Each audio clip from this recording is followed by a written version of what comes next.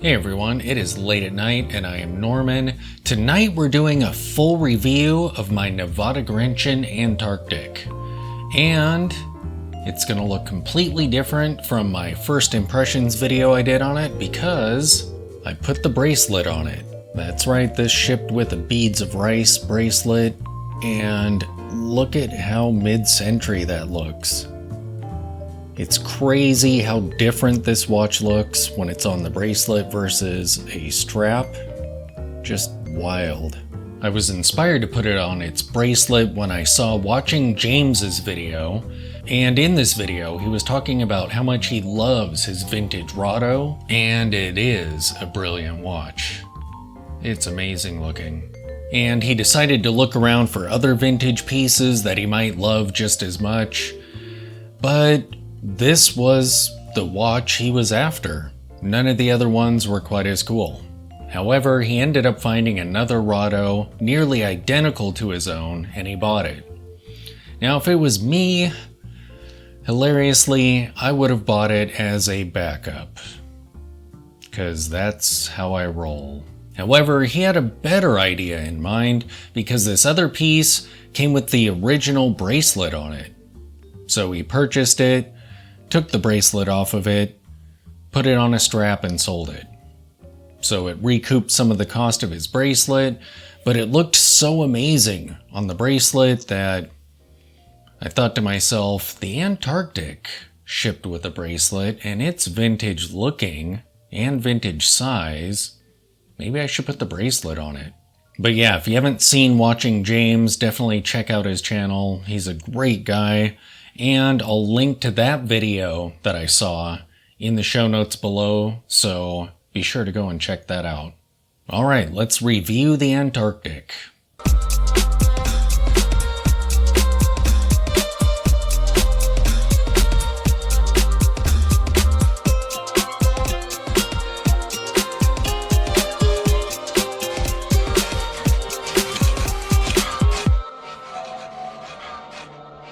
Alright, here is the Antarctic, 35 millimeters. And like I mentioned, that bracelet is crazy. It completely changes this watch. This whole portion of the watch here looks drastically different than it does when it's on a strap. Probably because it appears to just be part of the bracelet. But let's start there. So we have a bunch of micro adjustments here, which is great. You'll be able to nail the size perfectly. There's some branding on the clasp. Oh, and there's still some plastic on this. Whoops. This clasp is really nice quality. It's machined.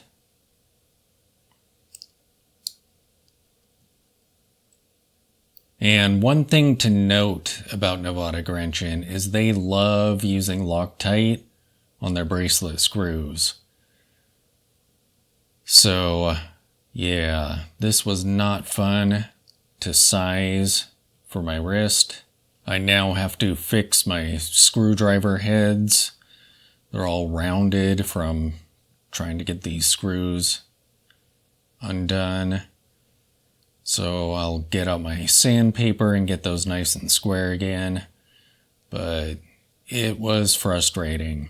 And that process kind of taught me something. I'm glad I really haven't gone out and purchased a whole lot of watchmaking tools, because if watch repair, working on watch movements, feels at all like trying to get the screws out of this thing, then I am not cut out to be a watchmaker.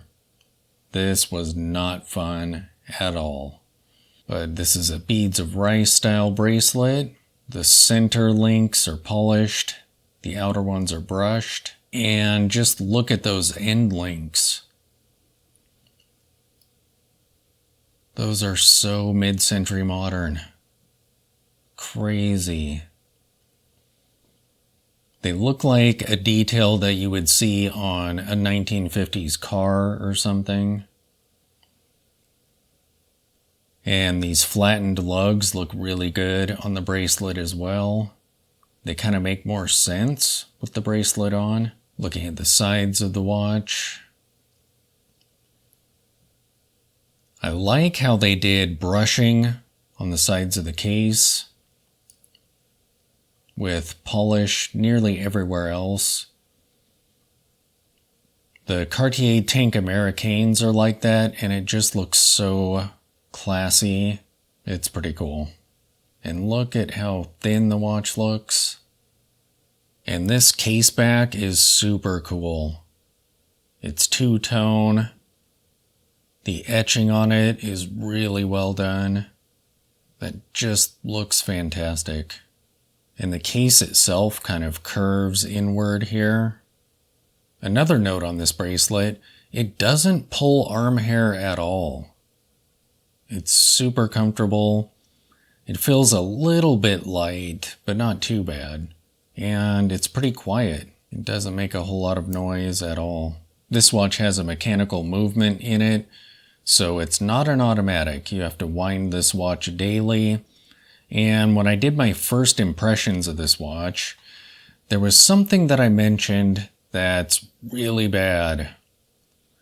And what that is the crown. As you can see, the crown is pretty small. And there is grooves in it, but this is not an easy crown to use when you're winding the watch at all.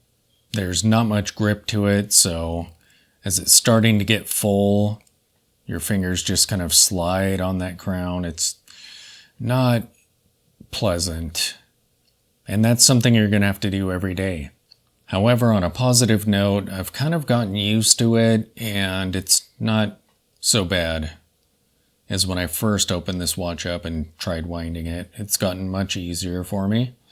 So let's pop this crown out and see what it's like to set the time. The seconds hand stopped, so this movement, wait a minute, that seconds hand started moving.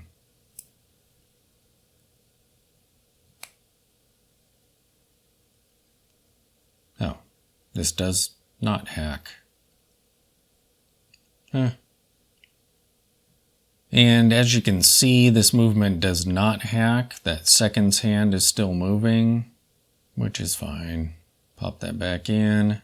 Looking at the dial, this dial is a challenge to capture on video because it is so sparkly. There you can kind of see the 6 there. The 12. The font on these is fun, but they're just constantly catching light. The handset is great. There's a little bit of lume there. It's crazy how they blued the seconds hand. Even though it's a dark dial piece, it's kind of cool looking, even though it's a little invisible. The sparkly indices were kind of a lot when I first saw this watch in person, but I've gotten used to them, and they actually look pretty great. The crystal on this is phenomenal. Look at that.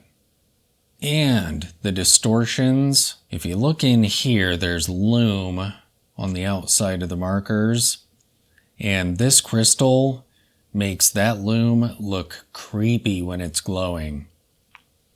The problem is, even though according to the specs this is super luminova, it does not last at all.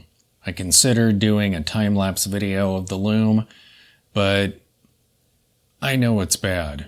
I'm pretty sure that we'll be able to see it fading in real time.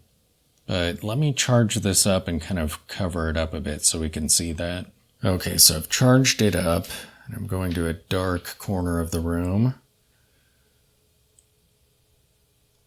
Look at that. That's just kind of creepy looking. In real life, it kind of looks ghostly. It looks a lot brighter on video. In person, it's already kind of dim. But yeah, you really have to see this lume in the flesh. because it just looks kind of creepy. It almost looks normal on video. But yeah, it's already getting pretty dim. It really doesn't last. In fact, I didn't even notice the lume on those markers. I didn't think it had any. Not until I went out into the sun and came in and glanced at it, then I noticed, but it faded right away. So yeah, the lume's not great, but that's fine. It's kind of a dressy, everyday wear kind of piece anyway. As for the specifications on this watch, the case size is 35 millimeters. The case height is 7 millimeters. The lug to lug is 42 millimeters. The lug width is 18 millimeters. The crystal is sapphire. The movement in this is a Landeron 21. I actually have never heard of that movement. And the water resistance is 50 meters. Alright, so tonight I'm wearing the Titan, which was a gift to the channel from one of you. And this watch is super cool. It'd be cool to find one of these in a unisex size. Then I would wear it even more. But this thing is great. Ultra thin watches like this are so fun. Alright, let me take this off and we'll see what it's like when you're wearing the Antarctic on its bracelet. And here it is on my 7-inch wrist. It looks really good on that bracelet. And I'm not even a bracelet person so much. I guess I'm slowly being converted. But yeah, it's nice and thin. It looks vintage. And as I mentioned in a previous video, it looks like a watch that someone would wear on an expedition to the Antarctic. Even if you didn't know the historical watches that inspire it, like, it just kind of has that look. And it really is kind of a tool watch in disguise. Over the summer I wore this camping. We do cabin camping, but it's still kind of a rough environment. Packing heavy stuff into the car. I wore this watch and not a scratch on it when I was done.